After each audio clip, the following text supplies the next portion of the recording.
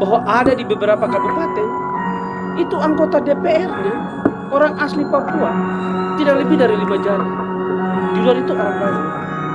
Kalau saya sebagai orang Komnas HAM, saya pikir kalau Jumi bisa mengangkat ini, dan pada momen ini saya ingin mengatakan begini, mari kita melakukan kampanye diskriminasi positif untuk menggerakkan orang non Papua di Papua, pilih orang Papua untuk jadi DPR. Itu baru penghormatan terhadap masyarakat pribumi. Apakah ini diskriminasi? Tidak. Diskriminasi positif. Positif. Mari Karena kita jumlah orang Papua yang semakin kecil ya, semakin sedikit. Saya hanya ingin mengulangi data dari Jubi ya. Tapi saya tidak mau ingin menyebut kabupaten-kabupaten mana. Tapi kalau izin saya, jangan-jangan ini bohong. Kita ingin menyebut di Merauke. Cuma 3 orang. 3 orang Papua. Karena itu saya pikir Jubi juga punya tanggung jawab untuk melakukan kampanye untuk orang non Papua memilih orang Papua jadi DPR. Kenapa? Hanya dia punya kesempatan di situ dan dia bisa lebih paham secara kultural untuk memperjuangkan hak orang Papua secara kultural. Apa? Nanti orang mengatakan, bukan sudah ada MRP. Secara politik, kewenangan politik itu berbeda antara MRP dengan. Karena itu saya sebagai orang Komnas HAM di hari HAM saya mengatakan, mari kita melakukan gerakan diskriminasi kampanye positif memilih orang Papua menjadi DPR di Papua. Tapi sekarang terlambat kan tidak? Oh, belum. Karena kita lihat caleg-caleg yang sudah ada di spanduk-spanduk. Tidak apa-apa, Julan. Tidak apa-apa. Mari kita serukan di sini supaya masih ada kesempatan 3 minggu tanggal 14 orang bisa pilih orang Papua. Oke. Kita nanti lihat. Ya.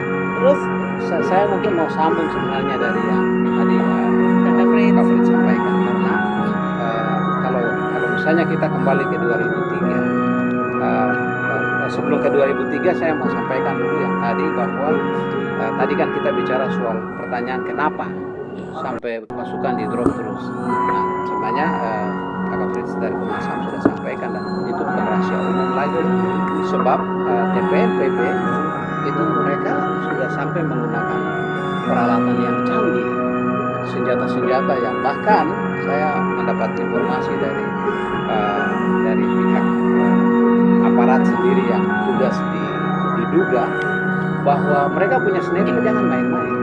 Itu dari aparat ini keamanan yang sampaikan bahwa mereka punya sniper itu jangan main-main. Itu berarti ancaman yang tidak ini. Tapi lagi-lagi dalam tanda petik ini perlu kita meneliti lebih dalam karena dia sangat berkaitan dengan banyak aspek. Nah, jadi itu salah satu yang juga menyebabkan ketika kita bilang jangan kirim pasukan, tapi ini.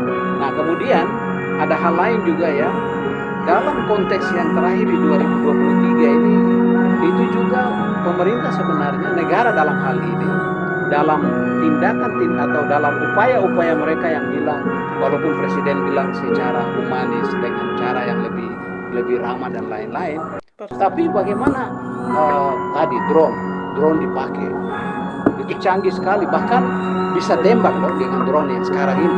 Nah, itu menurut mereka, itu dari informasi resmi dari mereka. Kemudian tembak dengan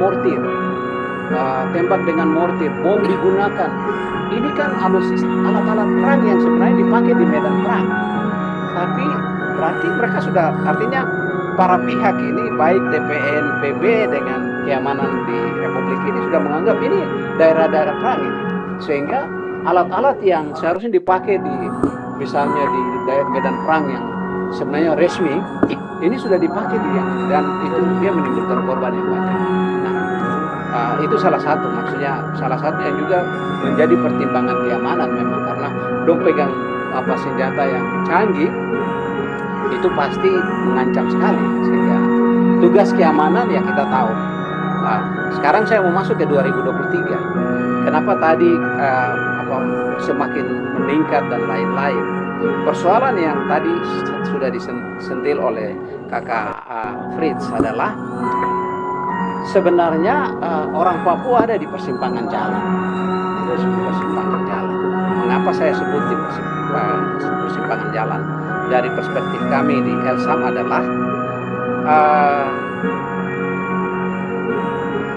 proses transfer dari akhirnya Otsus itu masuk kepada Otsus yang kedua dalam undang-undang yang baru ini, itu prosesnya berjalan sangat tidak adil, sangat tidak demokratis. Ini semua negara menggunakan kekuatannya untuk melakukan proses ini. Masyarakat sama sekali tidak dilibat. Saya kira Yulan di Jubi, teman-teman di Jubi korban, banyak yang korban juga akibat dari ketika dalam proses meliput dan lain-lain, di mana tidak bisa demo tentang itu, tidak ada ruang untuk evaluasi. Ini yang penting sebenarnya buat kita semua. RDP, rapat Ya. pendapat untuk itu juga dibubarkan. Jadi kami Elsam berpendapat ketika Otsus 20 tahun tidak dievaluasi sebagaimana mestinya yang dimuat dalam undang-undang itu, maka semua kesalahan-kesalahan, kekeliruan yang sama ini karena tidak dievaluasi akan ditransfer ke daerah-daerah otonomi baru, dan itu akan menjadi melanjutkan sebenarnya rantai kekerasan, konflik politik, konflik ekonomi dan lain-lain itu akan berlangsung di situ. Jadi Nah, tidak berhenti tapi malah Iya. terus melanjutkan akan lebih kekerasan besar. yang sudah ada. Nah, dan yang memang membuat pasti kita semua kecewa adalah pemerintah sama sekali tidak membuka ruang yang atau mau bilang demokratis, Yunan salah-salah, supaya orang Papua duduk sendiri, mengevaluasi sendiri bahwa sudah 20 tahun berjalan begini, bagaimana kita mau melanjutkannya. Nah, dan ini yang negara punya desain. Kamu setuju kan tidak? Pasti dong setuju. Pasti dong bilang, pasti kontra di situ. Tapi setidaknya ruang itu dibuka dulu, evaluasi jalan dulu.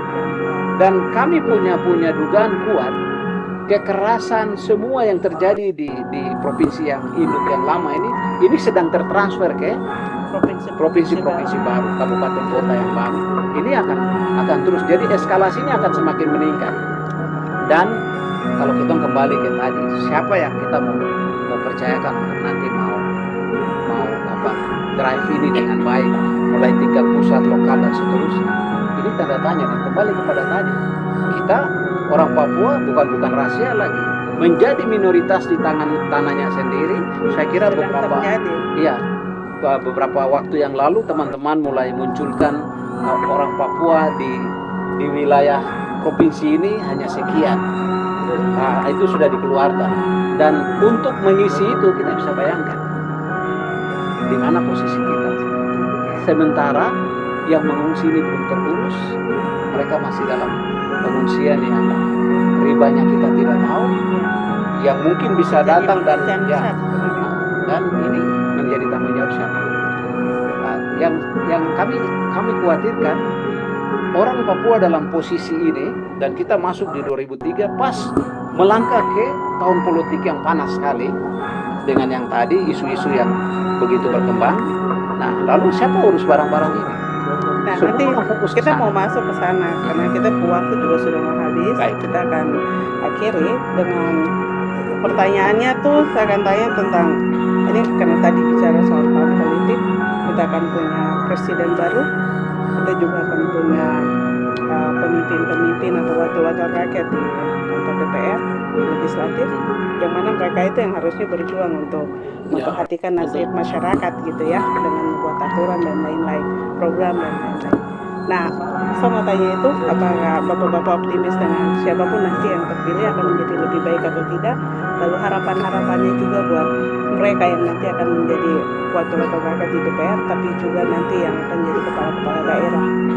Ini kita sudah masuk ke, kita akan punya pemimpin baru, mulai dari pusat sampai dengan ke nasional. Bapak-bapak melihat bagaimana, apakah optimis untuk tahun ini kita Papua akan menjadi lebih baik, akan berkurang tadi kalau Bapak bilang secara kualitas dan kuantitas masalah pelanggaran HAM di Papua semakin naik tadi, bagaimana dengan tahun besok dan harapan buat mereka yang besok akan ada di pengambil kebijakan begitu, tapi juga untuk masyarakat sipil di Papua, dari Bapak dan Kakak Fritz. Ya, pertama Yulan, kalau kita lihat debat sesi pertama, ada satu pertanyaannya ditujukan kepada 3 orang capres, dan pertanyaan itu spesifik Papua. Pertanyaannya spesifik Papua. Bagaimana Anda mendesain penyelesaian konflik di Papua? Itu pertanyaan itu. Dan kalau kita mendengar jawaban dari 3 orang, karena sekarang tidak ada opsi dalam mekanisme pemilihan presiden itu, tidak ada opsi orang lain lagi kecuali mereka bertiga. Nomor 1 siapa? Anies Baswedan. Nomor 2 Jokowi. Nomor 3 Ganjar. Jawaban mereka bertiga adalah, ada yang menjawab nomor 2 Prabowo. Ya. Jadi ingat, ada pertanyaan resmi kepada mereka 3. Kenapa pertanyaan itu ditujukan? Artinya bahwa negara ini punya satu PR untuk menyelesaikan situasi kekerasan yang ada di Papua. Sehingga pertanyaan itu dimunculkan. Nah, apa jawaban mereka? Ada yang bilang pendekatan operasi, ada yang bilang pendekatan dialog.